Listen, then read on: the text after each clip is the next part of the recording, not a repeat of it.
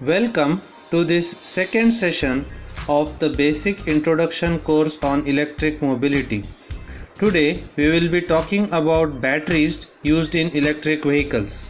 Let's start with some basic terms related with electric vehicle batteries. The first specification of the battery is its nominal voltage. It may be a 48 volt system, 60 volt system, or any voltage level which is the reference voltage for that particular battery. However, the voltage of a battery during operation is not constant. When the battery is considered empty, that is called the cutoff voltage, and when the battery is fully charged, it is considered as the maximum charge voltage. For example, for a 48 volt system, the cutoff voltage would be in the range of around 42 volts. That would represent the empty state, and when the battery is fully charged, it would go to about 52-53 volts. This would represent the fully charged condition of the battery. The second specification of the battery is given in terms of ampere hours or Ah. This gives the nominal capacity of the battery. A battery is thus specified with the nominal voltage and nominal capacity. For example, 48 volt, 30 Ah. Nominal energy given in terms of watt hours or kilowatt hours is the multiplication of the nominal voltage and the nominal capacity. It represents the energy storage inside the battery. Thus, a 48 volt 30 Ah battery has a nominal energy of 48 into 30, that is 1440 watt hours, or 1.44 kWh as the nominal energy. SOC or state of charge is a real-time indicator which is displayed on most electric vehicles. This represents the present battery capacity as a percentage of the maximum capacity. The equivalent of a fuel gauge on an IC engine vehicle is the SOC. In most electric vehicles, the voltage across the terminals of the battery is used to evaluate the SOC, and it is displayed for the user so that he knows how much charge is remaining. The relation of the actual battery terminal voltage, which would vary between the maximum charge voltage and the cutoff voltage, is not directly proportional to the SOC. However, it can be calibrated for the same. As systems get more advanced, more accurate measurement of the SOC is possible with other parameters and historical data. SOH or state of health is a representation of the deterioration of the battery performance over a period of time. It is the ratio of the energy delivery of the battery at present to the energy delivery capacity of the battery when it was new. SOH data may or may not be available to the EV user. There are several indicators of SOH which are used individually or in combination. These indicators include internal resistance, self-discharge when idle, actual number of charge-discharge cycles, temperature of the battery during usage, and the actual energy for charging and discharging as measured inside the vehicle. The term battery life represents the number of charge-discharge cycles a battery will go through before its performance deteriorates to 80% as compared to that of a new battery. Weight is an important criteria when it comes to electric vehicle batteries. For comparison of different batteries, the terms energy density and specific power are used commonly. Energy density, given in terms of watt hour per kg, tells us how much energy can be stored per unit mass in this type of battery, whereas specific power gives the power which can be delivered per kg by the particular battery. There are limitations for how fast we can charge or discharge an EV battery. This depends on the type of battery used and its internal construction.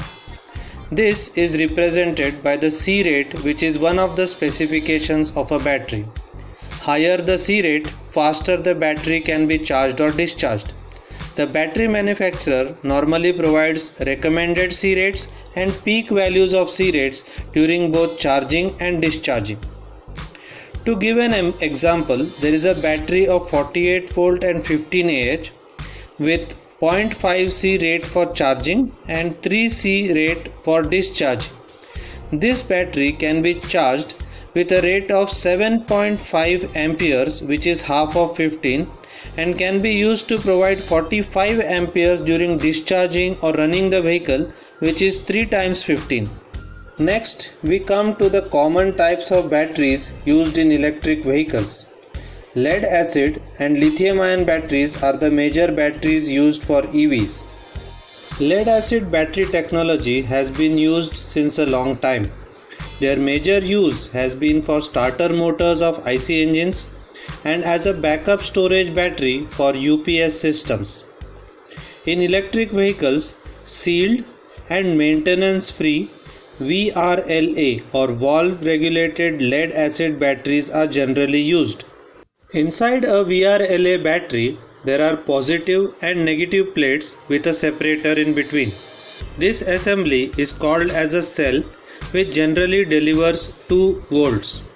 6 of these cells are enclosed in a container and provided with suitable terminal connections of positive and negative. This makes the nominal voltage of the battery as 12 volts. For 48 volt EV systems, 4 such batteries are connected in series and we get the required 48 volt terminal voltage. Lithium ion batteries have been used for many years for mobiles and laptops. They have now become the popular choice for electric vehicle batteries. The basic unit in lithium ion technology is a cell with standardized outer dimensions and terminals. These cells are connected in series and parallel combinations to build the required battery packs used in an electric vehicle. Let's build a battery pack of 48 volt and 13 Ah. Standard cell of 3.7 nominal volts and 2.6 Ah capacity is available. When we connect these cells in series, their voltage adds up. So, to get 48 volt, we take 13 of these cells and connect them in series. This would give us an assembly which is 48 volt and 2.6 Ah. We then connect 5 such assemblies to get a battery pack of 48 volt and 13 Ah. There are many chemistries of lithium ion batteries available. Out of this, lithium, nickel, manganese, cobalt oxide, which is popularly called NMC, and lithium iron phosphate are among the popular ones. Comparing these two types of batteries, lithium iron phosphate has a better specific power, a better safety, higher lifespan. However, the specific energy, that is the kWh per kg, is much lesser than the NMC batteries. All lithium ion batteries have very low tolerance for overcharging. For this reason, a lithium ion battery pack is always accompanied with a battery management system BMS. The battery management system ensures that the battery operates safely and each individual cell is also maintained at the suitable voltage level. In addition, the BMS gives information regarding the charging, discharging, the state of charge, state of health, cell balancing and also thermal control of the battery pack.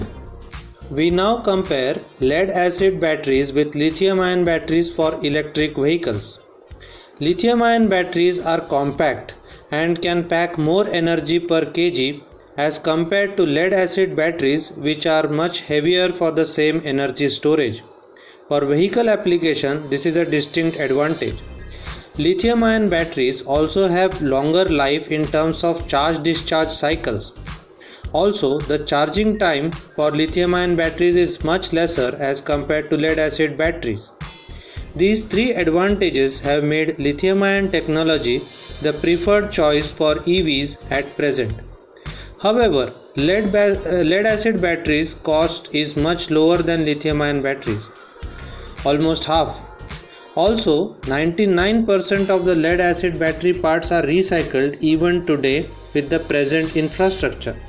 The systems for recycling lithium ion batteries are available, but they are expensive and are still getting established completely. As we use an EV, the battery gets discharged, and we usually recharge the vehicle through a charger at home or a charging station. An alternative to this charging is battery swapping. Battery swapping simply means exchanging a discharged battery with a fully charged one. It is a fast process as compared to charging and can be done along long routes if suitable infrastructure is available. Other than lithium ion and lead acid battery technologies, several new technologies like sodium ion batteries, solid state lithium ion, lithium sulfur and supercapacitors are being developed so that they become useful for electric vehicles. While concluding this session, we would like to make some important observations regarding EV batteries. The first is that batteries are generally about 40% of the EV cost. The success of electric vehicles depends on reliable, efficient and long life of the batteries. BMS, as it develops, helps to diagnose the batteries and improve the design.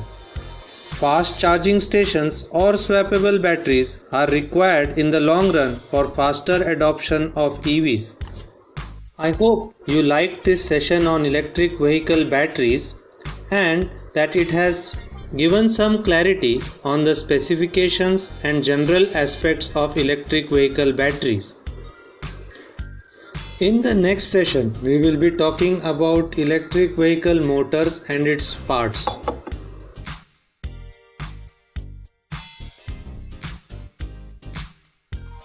Please answer these simple questions on electric vehicle batteries, and if you have any questions or queries, do write to me at puneet.hegde@gmail.com.